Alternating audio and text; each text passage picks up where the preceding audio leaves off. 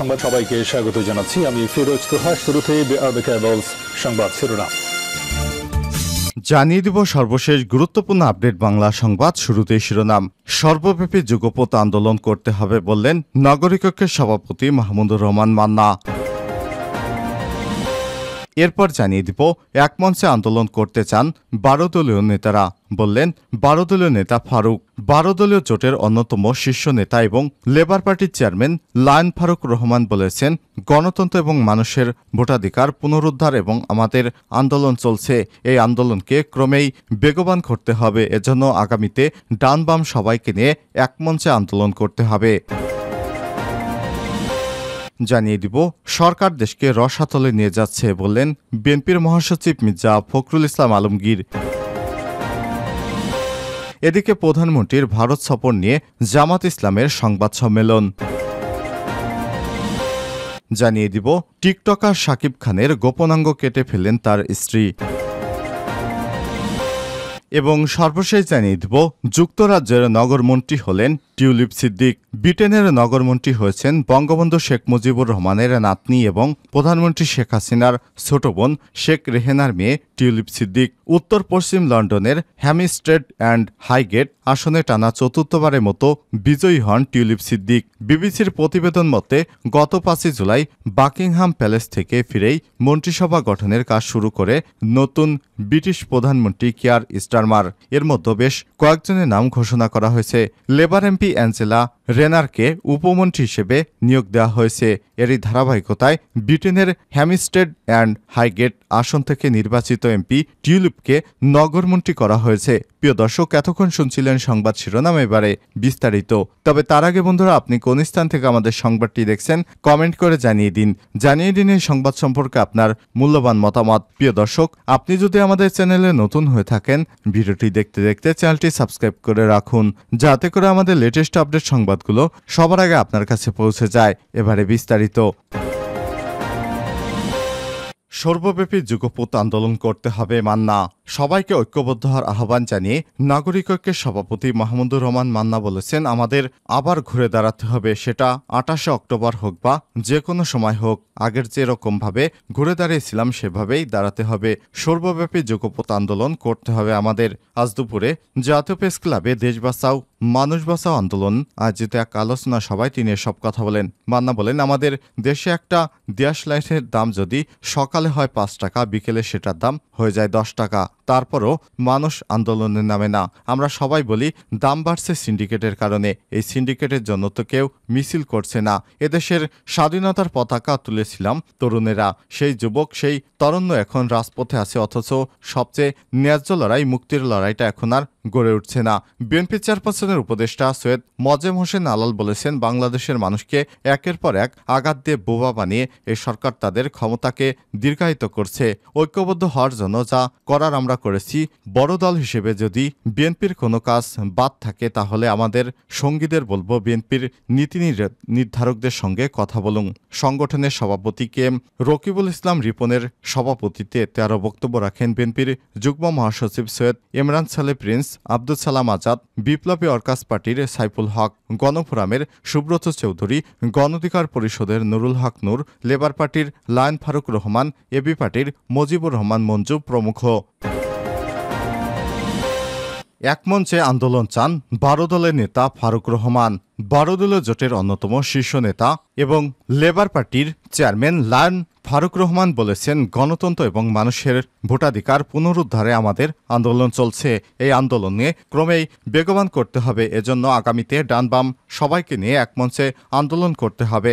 জনসম্পৃক্ত ঐক্যবদ্ধ আন্দোলনের মধ্য দিয়ে সরকারকে বিদায় করতে হবে। আজ জাতীয় প্রেস ক্লাবে দেশ বাঁচাও মানুষ বাঁচাও আন্দোলন আয়োজিত এক আলোচনা সভায় ফারুক রহমান এসব কথা বলেন। লায়ন ফারুক রহমান বলেন, গত 7 জানুয়ারি বিরোধী দলবিহীন একতরফা নির্বাচনের মধ্য দিয়ে আওয়ামী লীগ সরকার ফের ক্ষমতা এসেছে।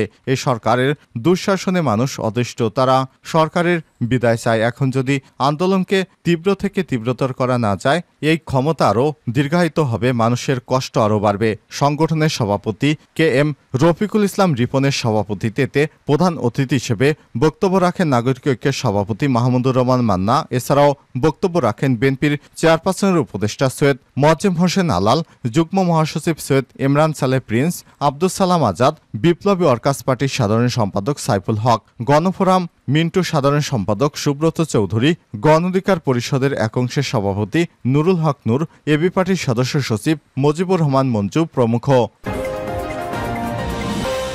সরকার দেশকে রসাতলে নিয়ে গেছে মির্জা ফখরুল। বিএনপির মহাসচিব মির্জা ফখরুল ইসলাম অভিযোগ করে বলেছেন, আওয়ামী লীগ সরকার স্বাধীনতার পরে যখন ক্ষমতায় ছিল 1975 সাল পরবর্তী তারা একদলীয় বাকশাল প্রতিষ্ঠা করেছিলেন, আর আজকে ভিন্ন চেহারাতে একটি ছদ্মবেশ ধারণ করে গণতন্ত্রের কথা বলে তারা গণতন্ত্রকে ধ্বংস করে দিয়েছে। এই গণতন্ত্রকে ধ্বংস করতে গিয়ে তারা নির্বাচনকে ধ্বংস করেছে, দেশের অর্থনীতিকে ধ্বংস করেছে, প্রশাসনকে পুরো দলীয়করণ করেছে। এমন কোনো গণতান্ত্রিক প্রতিষ্ঠান বাকি নেই যেগুলো তারা ধ্বংস করেনি। তিনি বলেন, আজ রসাতলে যাচ্ছে দেশ। এই আওয়ামী লীগ সরকার যতদিন ক্ষমতায় থাকবে, বাংলাদেশ ততই আরও দ্রুত রসাতলে যাবে। আমাদের স্বাধীনতা সার্বভৌমত্ব থাকবে না, আমাদের অর্থনীতির শিক্ষা ব্যবস্থা ধ্বংস হয়ে যাবে। আজকে এমন একটা বিষয় নেই যে ধ্বংস করেনি এই সরকার। এ সময় তিনি আরও বলেন, আমাদের এখন দরকার সকলের মধ্যে ঐক্য গড়ে তোলা, সেই ঐক্যের মধ্য দিয়ে আন্দোলনকে বেগবান করা, আরও শক্তিশালী করা এবং রাজপথে আন্দোলনের মধ্য দিয়ে এদেরকে পরাজিত করা। বেগম খালেদা জিয়ার মুক্তি, এটাকে আলাদা করে দেখার কোনো কারণ নেই। বেগম খালেদা জিয়ার মুক্তি এই দেশের মুক্তি, গণতন্ত্রের মুক্তি, সবকিছুর মূলে যেটা আছে সেটা হলো আওয়ামী লীগ। এই আওয়ামী লীগকে যদি আমরা সরাতে পারি তাহলে সব বিষয়গুলো আমরা ফিরে আনতে পারবো। আসুন সেই লক্ষ্যে আমরা কাজ করি, ইনশাল্লাহ। আমরা সবাই ঐক্যবদ্ধভাবে কাজ করি, কেউ যেন আমাদেরকে পরাজিত করতে না পারে।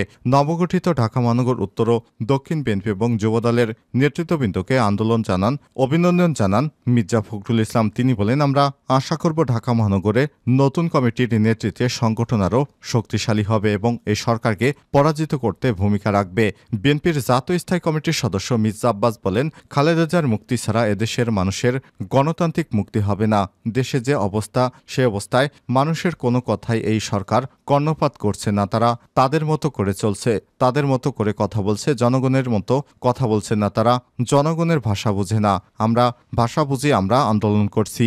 ঢাকা মহানগর দক্ষিণ এবং উত্তর বিএনপির যৌথ উদ্যোগে দলের চেয়ারপারসন বেগম খালেদা জিয়ার আরোগ্য কামনায় এই দোয়া মাহফিল অনুষ্ঠিত হয়। পরে খালেদা জিয়ার আশুরোগ মুক্ত কামনায় বিশেষ মোনাজাত করা হয়। মোনাজাত পরিচালনা করেন ওলামা দলের আহ্বায়ক মাওলানা কাজী সেলিম রেজা।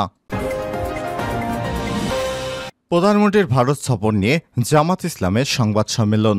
সম্প্রতি প্রধানমন্ত্রী শেখ হাসিনা ভারতের সফরে বাংলাদেশের প্রাপ্তি শূন্য বলে মন্তব্য করেছেন বাংলাদেশ জামাত ইসলামের নেতাকর্মীরা। এ বিষয়ে দলটির সংবাদ সম্মেলন করেছে বলে বিজ্ঞপ্তিতে জানানো হয়েছে। এতে লিখিত বক্তব্যে জামাতের সেক্রেটারি জেনারেল মিয়া গোলাম পরোয়ার বলেছেন, দেশের নির্যাতিত নিপীড়িত মানুষ আশা করেছিল যে বাংলাদেশের প্রধানমন্ত্রী শেখ হাসিনা ভারতের সফরকালে উত্তর দেশের উভয় দেশের মধ্য দিয়ে প্রবাহিত গঙ্গা, তিস্তা, ব্রহ্মপুত্র, মেঘনা, সুরমা, কুশিয়ারা সহ 54টি অভিন্ন নদীর পানি বাংলাদেশের প্রাপ্ত ন্যায্য হিসাবসহ দেশ এবং ভারতের সঙ্গে বিরাজমান রাজনৈতিক এবং অর্থনৈতিক সমস্যা, ট্রানজিট করিডর সহ বিভিন্ন সমস্যা নিয়ে ভারতের সঙ্গে আলোচনা করে বাংলাদেশের জনগণের ন্যায্য অধিকার আদায় করার ক্ষেত্রে বলিষ্ঠ ভূমিকা পালন করে দেশে ফিরবেন। কিন্তু প্রধানমন্ত্রী শেখ হাসিনা বাংলাদেশের জনগণের স্বার্থ আদায়ের জন্য বলিষ্ঠ ভূমিকা পালনের পরিবর্তে ভারতের কাছে নতজানু হয়ে বাংলাদেশের স্বার্থ ভারতের কাছে বিকে দিয়ে এসেছে। ভারতকে তিনি মন প্রাণ উজাড় করে সবকিছু বিলে দিলে খালি হাতে দেশে ফিরে এসেছেন। তিনি ভারতকে শুধু দিয়ে আসেননি, কিছু আনতে পারেন নাই। তার এ ধরনের ভূমিকা বাংলাদেশের জনগণ ক্ষুব্ধ এবং মর্মাহত হয়েছে। প্রধানমন্ত্রীর নতজানু ভূমিকা দেশের জনগণকে হতাশ করেছে। টিকটকার শাকিব খানের গোপনাঙ্গ কেটে দিলেন তার স্ত্রী। নারায়ণগঞ্জে ঘুমন্ত স্বামীর গোপনাঙ্গ কেটে ফেলেছেন স্ত্রী শিখা বেগম। ঘটনাটি ঘটে মঙ্গলবার উপজেলার কলাগাছিয়া কান্দিরপাড় এলাকায় এ সময় শিখাকে আটক করেছে বন্দর থানার পুলিশ। আহত স্বামীর নাম সাকিব খান, তিনি টিকটকার হিসেবে বেশি পরিচিত। আটক শিখা খান ২৬ বন্দর উপজেলার কলাগাছিয়া ইউনিয়নের কান্দিরপাড় এলাকার জুম্মন খানের মেয়ে। স্থানীয়রা জানায় সাকিব এবং তার স্ত্রী শিখা সামাজিক যোগাযোগ মাধ্যম ফেসবুক, টিকটক এবং ইউটিউবে ভিডিও কন্টেন্ট তৈরি করেন। তারা দুইজনই মাদকাসক্ত। প্রায় সময় তাদের দুইজনের মধ্যে ঝগড়া এবং মারামারি হতো। কয়েকবার স্থানীয়রা তাদের মীমাংসা করে দিয়েছিলেন। সাকিব এবং তার শিখার একাধিক বিয়ে হয়েছে। আজ ভোরে কোনো এক সময় ঘরের ভেতরে সাকিবের গোপনাঙ্গ কেটে হাতে ধরে রাখেন তার স্ত্রী। বিষয়টি নিশ্চিত করে মদনগঞ্জ ফাঁড়ির এসআই রাজু আহমেদ। তিনি বলেন, জরুরি পরিষেবা নাম্বার 999-এ ফোন পেয়ে আমরা ঘটনাস্থলে যাই। সেখানে আলোচিত টিকটকার সাকিবকে রক্তাক্ত অবস্থায় বিছানার উপর পাওয়া যায়। গোপনাঙ্গ কেটে ফেলায় প্রচুর রক্তপাত হচ্ছিল। কেটে ফেলা গোপনাঙ্গের অংশ শিখার কাছ থেকে উদ্ধার করা হয়েছে।